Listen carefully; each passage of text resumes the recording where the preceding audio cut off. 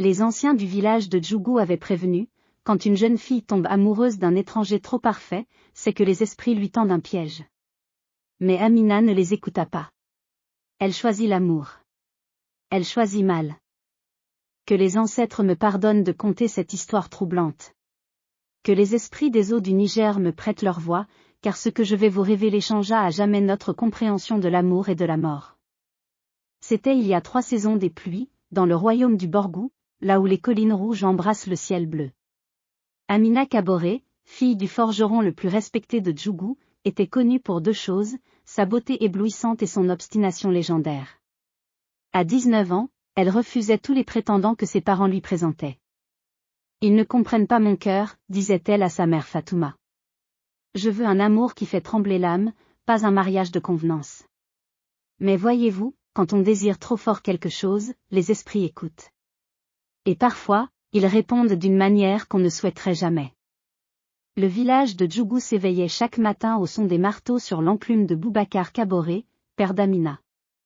Les étincelles de sa forge jaillissaient comme des étoiles miniatures, et l'odeur du fer chauffé parfumait les ruelles étroites. Sa concession était la plus prospère, entourée de greniers pleins et de cases aux toits bien entretenus. Amina grandissait au milieu de cette abondance, mais son cœur demeurait insatisfait. Elle voyait sa mère Fatouma obéir docilement à son père, ses sœurs aînées mariées à des hommes qu'elle n'avait pas choisis, et elle se jurait, « Je ne serai pas comme elle. Je choisirai mon destin. » Ses parents, inquiets de son âge avancé pour le mariage, lui avaient présenté Moussa, fils du riche marchand de Parakou. Moussa était tout ce qu'un homme devait être, fort comme le taureau, travailleur comme la fourmi, respectueux comme l'aîné devant l'ancien. Mais Amina le trouvait ennuyeux. « Il ne fait pas chanter mon cœur, maman, se plaignait-elle. » Le cœur, ma fille, répondait Fatouma avec sagesse, c'est comme le feu, s'il brûle trop fort, il consume. S'il brûle calmement, il réchauffe toute une vie. Mais Amina n'écoutait pas. Comment aurait-elle pu savoir qu'elle allait bientôt rencontrer un feu qui la consumerait jusqu'à l'âme? Élopement rythmé en crescendo astérisque. C'était un jour de marché, sous le soleil brûlant de la saison sèche.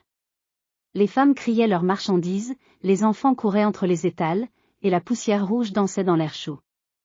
Amina se promenait avec sa calebasse sur la tête, cherchant des perles pour tresser ses cheveux. Et c'est là qu'elle le vit. Il se tenait près du grand baobab, à l'ombre des branches centenaires. Grand, élancé, la peau sombre et lisse comme l'ébène poli. Ses yeux brillaient d'une lumière étrange, presque surnaturelle. Il portait un boubou indigo magnifique, brodé de motifs d'argent qui semblaient bouger dans la lumière. Leurs regards se croisèrent. Et dans ce moment, le monde s'arrêta. Le bruit du marché s'évanouit. Les couleurs se fanèrent. Il n'y avait plus que lui, et elle, et ce lien invisible qui les attachait comme 2 moitiés d'une calebasse brisée. « Je m'appelle Sédou, dit-il d'une voix douce comme le miel sauvage. Sédou Traoré. Je viens de loin, du pays des collines de l'Est. » Amina sentit son cœur bondir dans sa poitrine. « Amina, murmura-t-elle. Amina Kaboré. Je sais, répondit-il avec un sourire mystérieux. Je te cherchais. Écoutez bien ce qui suit. Car c'est ici que commence le véritable piège.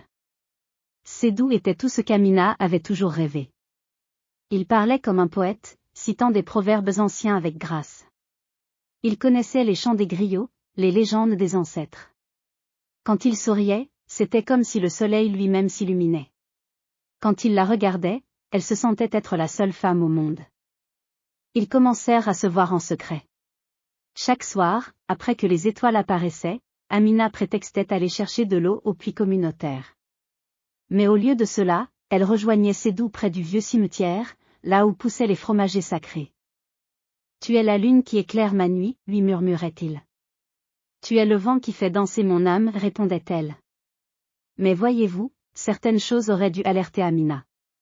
Des petits signes que son cœur enivré refusait de voir. Sédou ne mangeait jamais en sa présence. J'ai déjà mangé, disait-il toujours. Il ne venait que la nuit, jamais en plein jour. Je travaille le jour, expliquait-il. Il refusait de rencontrer sa famille. Pas encore, ma bien-aimée. Bientôt. Et surtout, quand elle essayait de le toucher, sa peau était froide. Froide comme la pierre sous la lune. Froide comme la mort. Tu as toujours les mains froides, remarqua-t-elle un soir. C'est parce que mon cœur brûle tout mon sang, répondit-il avec ce sourire énigmatique. Les semaines passèrent. L'amour d'Amina grandissait comme la crue du fleuve en saison des pluies. Elle refusait désormais catégoriquement d'épouser Moussa.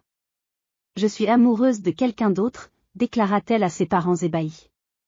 Qui est cet homme, tonna son père Boubacar. Qu'il vienne me voir selon les traditions. Il viendra, papa. Bientôt. Mais Sédou temporisait toujours. Attendons encore un peu, mon amour. Le moment n'est pas encore venu. La mère d'Amina, Fatouma, commença à s'inquiéter sérieusement. Elle observait sa fille maigrir, devenir pâle, perdre son éclat. Ses yeux se creusaient de cernes sombres. Elle marchait comme dans un rêve éveillé. Ma fille, supplia Fatouma, tu changes. Tu n'es plus toi-même. Cet homme, es-tu sûre qu'il est réel? Plus réel que tout ce que j'ai connu, maman. Fatouma alla consulter Mamagnon, la vieille guérisseuse du village, celle qui voyait au-delà du voile entre les mondes. Décris-moi cet homme, demanda la vieille aux yeux laiteux. Fatouma répéta ce qu'Amina lui avait dit, grand, beau, toujours en boubou indigo, qui ne venait que la nuit, qui ne mangeait jamais, dont la peau était froide. Le visage de Mamagnon se figea. Ses mains tremblèrent sur son bâton de divination. Par les ancêtres. Non. Non, non, non. Quoi? Qu'y a-t-il? Paniqua Fatouma. Ton enfant aime un mort. Un esprit. Un fantôme qui refuse de partir vers l'autre monde. Le sang de Fatouma se glaça dans ses veines. Cette nuit-là, Fatouma suivit discrètement sa fille quand elle sortit, chercher de l'eau. Elle la vit marcher jusqu'au vieux cimetière, là où reposaient les anciens du village. Et là, sous les fromagers dont les racines s'enfonçaient profondément dans la terre des morts, elle vit sa fille tomber dans les bras d'une ombre. Car Sédou n'était pas un homme de chair et de sang. Il était translucide dans la nuit, comme de la fumée solidifiée. Ses pieds ne touchaient pas vraiment le sol. Et quand il embrassait Amina, une brume froide s'échappait de leurs lèvres enlacées. Fatouma étouffa un cri d'horreur. Le lendemain, elle réunit le conseil des anciens du village. Boubacar, bouleversé, refusait de croire à cette histoire insensée. Mais quand ils interrogèrent les vieillards, l'un d'eux se souvint. Sédou Traoré. J'ai connu ce nom. Il y a 25 ans, un jeune homme de ce nom est mort ici. Il était venu commercer depuis l'Est.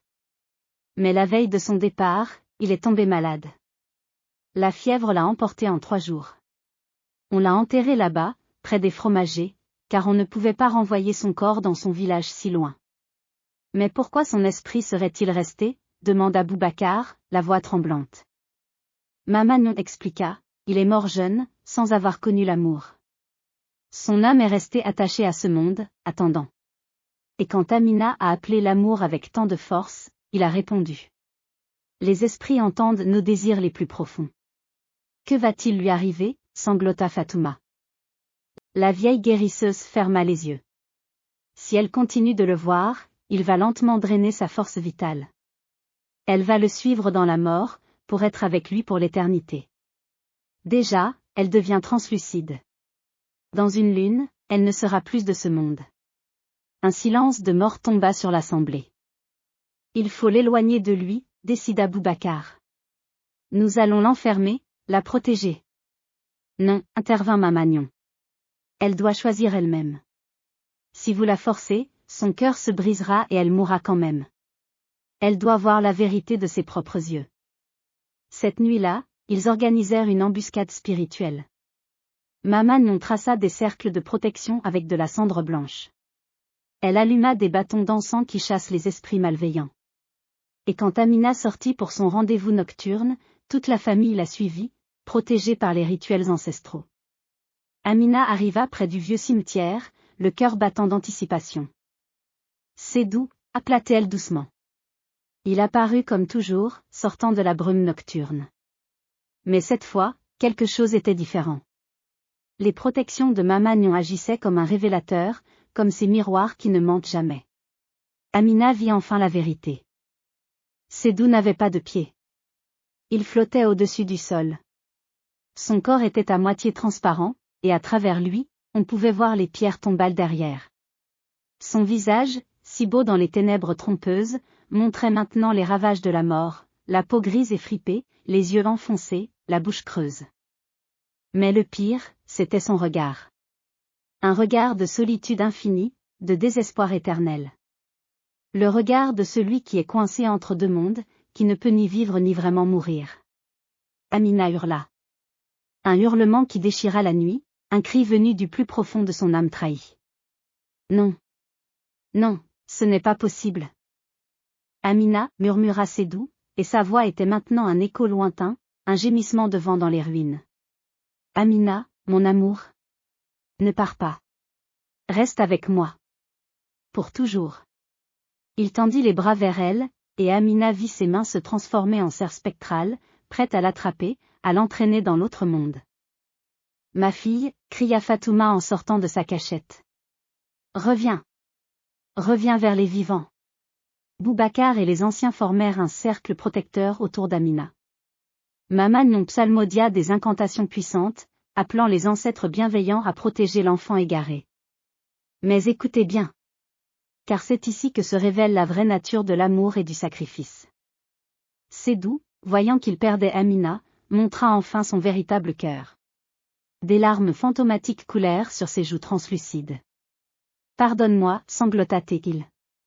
Pardonne-moi, Amina. J'étais si seule. Si terriblement seule.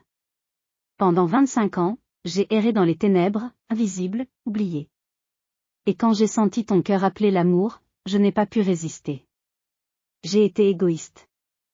J'ai voulu te garder avec moi dans ma prison d'ombre. Amina, tremblante, les larmes ruisselant sur son visage, demanda d'une voix brisée, As-tu vraiment aimé? Oui, murmura Sédou. De tout ce qui reste de mon âme morte. Tu as été ma seule lumière dans cette nuit éternelle. Mais je comprends maintenant, l'amour véritable, ce n'est pas posséder. C'est libérer. Il recula lentement, sa forme devenant de plus en plus transparente. Vis, Amina. Vis pour nous deux. Aime un homme de chair et de sang. Porte des enfants. Ris sous le soleil. Fais tout ce que je ne pourrai jamais faire. Et parfois, quand le vent murmurera dans les feuilles des fromagers, souviens-toi qu'un esprit t'a aimé assez pour te laisser partir. Maman s'avança alors, sa vieille voix forte et claire dans la nuit. Esprit de Sédou Traoré, tu as montré de la sagesse et de la noblesse. Tu mérites le repos. Que les ancêtres t'accueillent enfin dans l'autre monde, où tu trouveras la paix que tu cherches depuis si longtemps. Elle versa de l'eau sacrée sur la tombe oubliée de Sédou, planta un bâton béni dans la terre, et psalmodia les prières de libération. Une lumière douce et dorée enveloppa l'esprit de Sédou. Pour la première fois depuis 25 ans, son visage retrouva un sourire de paix véritable. Merci, murmura-t-il. Merci. Et il disparut. Pas comme avant, en se dissolvant dans l'ombre.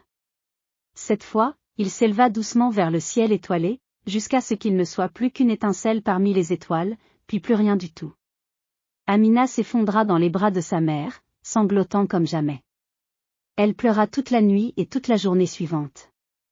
Elle pleura pour l'amour perdu, pour l'illusion brisée, pour la solitude éternelle d'un esprit égaré. Mais peu à peu, avec les soins de sa famille et les rituels de purification de Mamagnon, elle guérit. Son teint retrouva ses couleurs. Ses yeux retrouvèrent leur éclat. Son rire, timide au début, revint sonner dans la concession. Elle accepta finalement de rencontrer à nouveau Moussa. Et cette fois, elle le vit vraiment.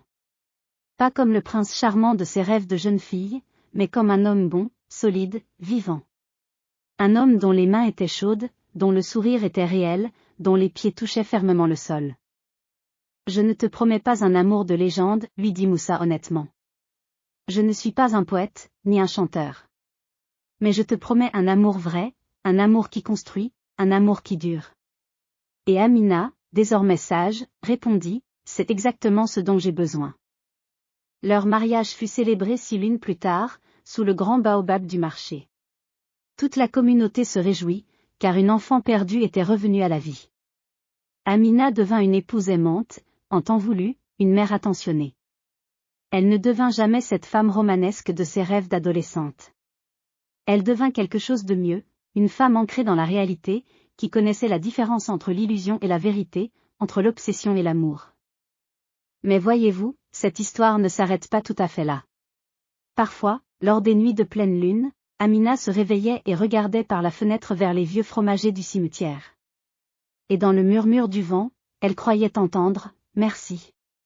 Merci d'avoir libéré mon âme. » Elle souriait alors doucement, embrassait son mari endormi, et vérifiait que ses enfants dormaient paisiblement.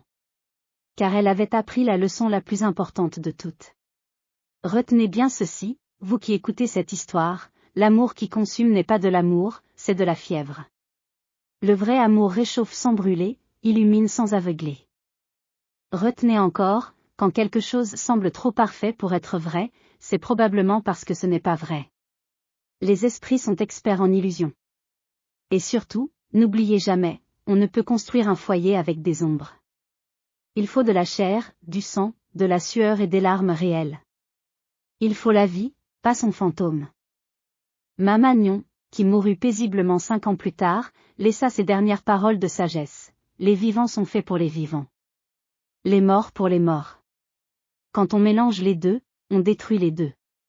Respectez cette frontière sacrée.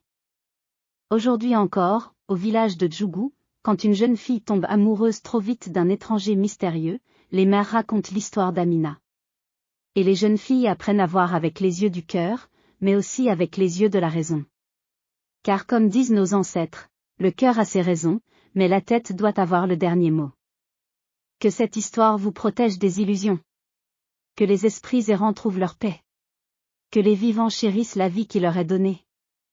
Et maintenant, retournez dans vos maisons avec cette sagesse, aimez ceux qui marchent sous le soleil avec vous, pas les ombres qui dansent dans vos rêves. Car l'amour véritable a un corps chaud, un rire réel, et des pieds qui foulent la même terre que vous. Ubuntu. Je suis parce que nous sommes, et nous sommes parce que nous vivons. Que les ancêtres bénissent vos chemins, et que jamais vous ne confondiez les vivants et les morts.